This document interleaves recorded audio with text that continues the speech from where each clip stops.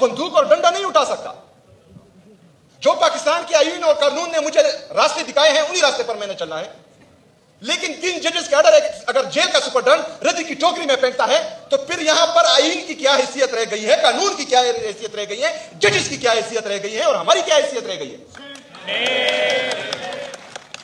میرے عزیز ساتھیوں, میں نے پھر بھی پاکستان کا آئین اور پاکستان کا قانون فالو کیا. میں اسی رات بیٹھا رہا, ساری رات میں نے وہاں گزاری اڈیالہ جیل کے سامنے.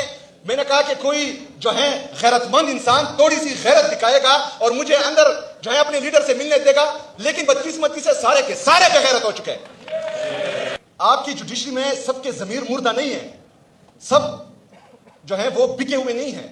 کچھ لوگ چاہ رہے ہیں, دیکھ رہے ہیں آپ کی طرف کہ آپ تھوڑا سا ریزسٹ کریں گے اور وہ بھی آنکھیں دکھائیں گے.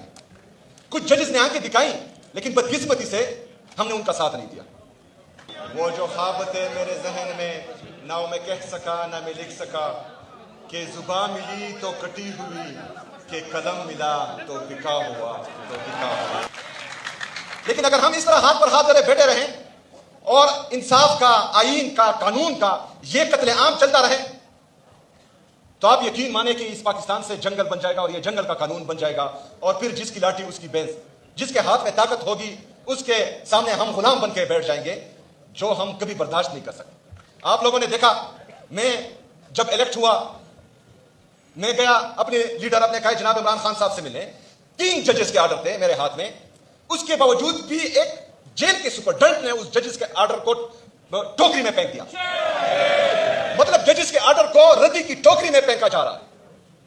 یہ تو میری کمزوری نہیں ہے, کیونکہ عدالتوں کے احکامات منوانا عدالتوں کا کام ہے. میں تو بندوق اور ڈنڈا نہیں اٹھا سکتا. جو پاکستان کے آئین اور قانون نے مجھے راستے دکھائے ہیں انہی راستے پر میں نے چلنا ہے.